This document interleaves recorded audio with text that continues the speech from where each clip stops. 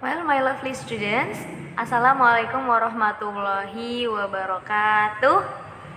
The first one, let's thankful to Allah who has given us mercies, blessings, especially guidance by saying Alhamdulillahirabbil alamin. And the second, for mediator of Quran and Jamaah by saying Alhamdulillahi jazahumullahu khairah. And the third, for you, all of my lovely students in 7th grade, I say Alhamdulillahi jazakumullahu khairah. Don't forget to manage your heart only because Allah by the dalil wa yarjuna rahmatahu wa yakhafuna adzabah. So my lovely students, how are you today? I hope all of you are feeling good ya. So in this pandemic, I want you to stay at home and then tetap patuhi prokes, pakai masker, cuci tangan dan menjaga jarak. And then I hope all of you and your family healthy. Today is English lesson. So what we are going today, hari ini adalah pembelajaran bahasa Inggris. Apa sih materi hari ini? Oke.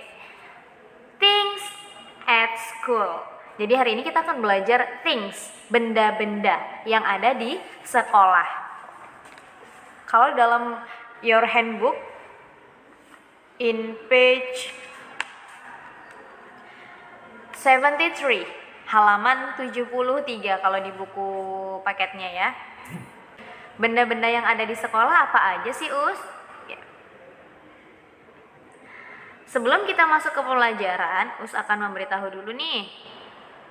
Nah, kita mau belajar apa aja sih? Okay. In this unit we will learn to. Jadi di bab ini kita akan mempelajari mengenai yang pertama yaitu identify expressions to ask about things at school. Identify expressions to ask about things at school, yang artinya mengidentifikasi ungkapan-ungkapan untuk menanyakan benda-benda yang ada di sekolah. Kalau sebelumnya kita sudah belajar tentang ungkapan-ungkapan ya. Nah, ini kita akan mempelajari ungkapan-ungkapan untuk bertanya benda-benda yang ada di sekolah. Next. Nomor 2, identify expressions to mention things at school. Use there is and there are. Jadi mengidentifikasi ungkapan-ungkapan untuk menyebutkan benda yang ada di sekolah dengan menggunakan istilah there is dan there are. There is, there are itu apa sih Oke, nanti kita akan mempelajari ya. And the last, use the expression how many. Jadi kita nanti akan menggunakan ungkapan-ungkapan yang menggunakan how many.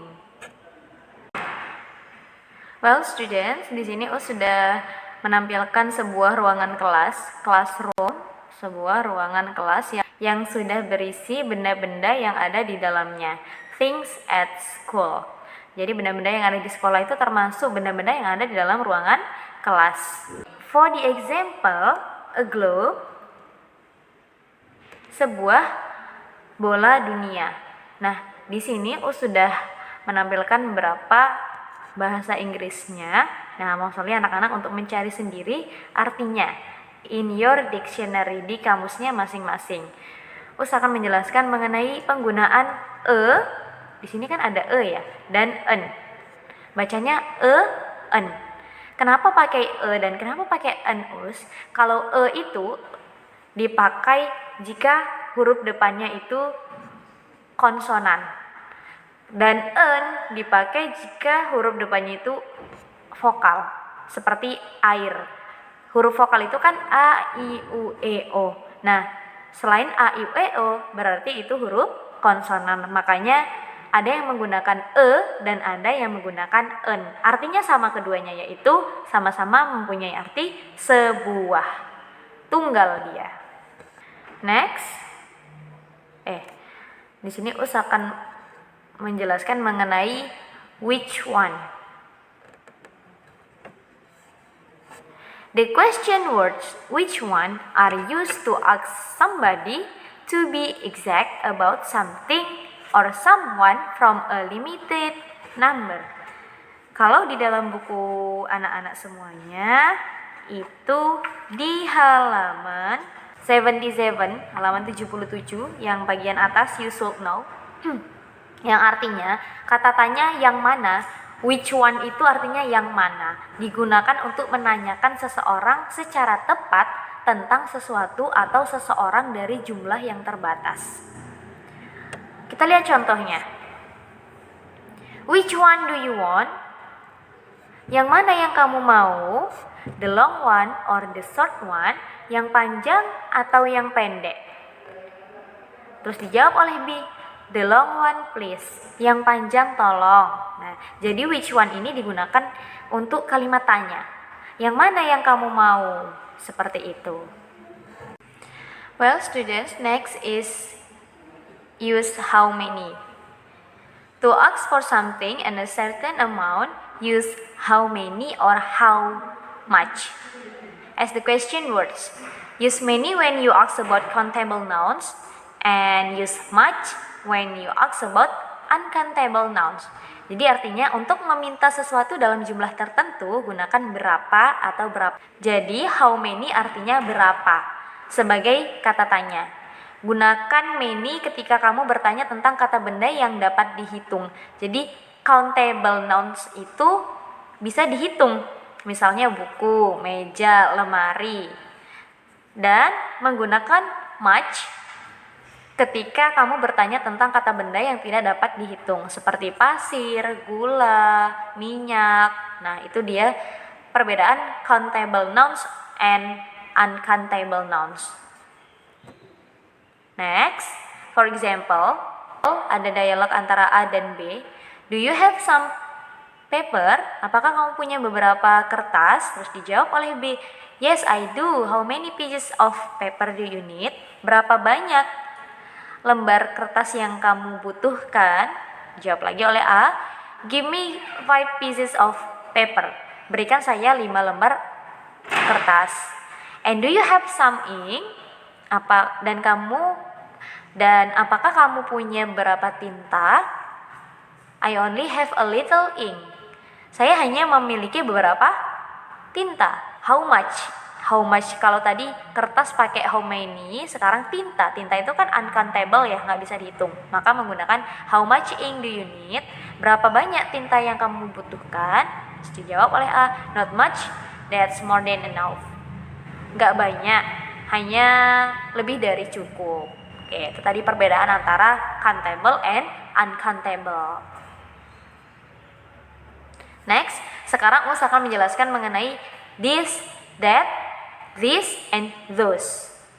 Oke, this, that, this, and those. Well, students, Us sebelumnya sudah menjelaskan mengenai singular and plural, right? Kalau plural itu dia bendanya banyak, jamak dia nak. Tapi kalau yang singular itu berarti hanya satu, right? Maka di sini ada perbedaannya. This di sini artinya adalah itu. Kalau di buku anak-anak semuanya itu di halaman 77 juga, tapi dia di activity 5. Di sini Us menjelaskan mengenai pengertiannya dulu. Oke. Yang pertama, this. Untuk benda dekat berjumlah satu. Jadi misal ini tangannya ya nak, ini tangannya, terus ini bendanya, handphone. Oke. Maka ini menggunakan this. This is a mobile phone. Karena dia handphonenya dekat dari tangan kita. Dan ini, this ini digunakan untuk yang singular, yang satu jumlahnya. Sedangkan yang that, itu juga artinya, ini ada jaraknya ya. Di sini tangannya, di sini handphonenya. Maka dia menggunakan that. Kalau this tadi digunakan untuk yang bendanya dekat berjumlah satu, tapi kalau yang that digunakan untuk yang bendanya jauh dan berjumlah satu. Selanjutnya untuk this. Oke. Untuk perbedaan membacanya, this dan this, itu kalau this, kalau yang ini nak, itu seperti ada matobi'inya. This. Sedangkan yang ini hanya this. Kalau yang ini this. Coba anak-anak US semuanya mencoba. This. Beda ya, kalau yang ini sedikit panjang dia. This. Nah, yang this ini digunakan untuk benda dekat berjumlah lebih dari satu, plural. Misalnya di sini handphonenya ada 3 ya nak, tapi dia dekat dari tangannya, maka menggunakan these are mobile phones. Nah, kalau dia berjumlah banyak berarti dia to be-nya pakai are. Kalau cuman satu berarti pakai is. Paham ya? Nah, untuk yang those, nah ini sama. Mengucapannya dia seperti ada matobinya. Those. Nah, ini digunakan untuk benda jauh yang berjumlah lebih dari satu. Di sini handphonenya ada 3. Nah, jauh dari tangannya, ya kan? Maka menggunakan those. Those are mobile phones. Jangan lupa ketika di situ dia jumlahnya lebih dari satu, maka noun-nya, kata bendanya ditambahi s. Belakangnya pakai s nak. Kalau dia tadi jumlahnya satu, phone aja kan. Nah, kalau dia lebih dari satu, memakai s, phones. Gitu. Understand? Yes, understand Os. Kita akan mempelajari tentang preposition. Preposition ini artinya location of thing. Jadi lokasi dari benda. Apakah dia ada di belakang, di antara, di depan, di atas. In your book page 79. Prepositions are used when you are talking about the locations of things. Jadi preposition ini digunakan ketika kamu membicarakan tentang letak dari barang itu.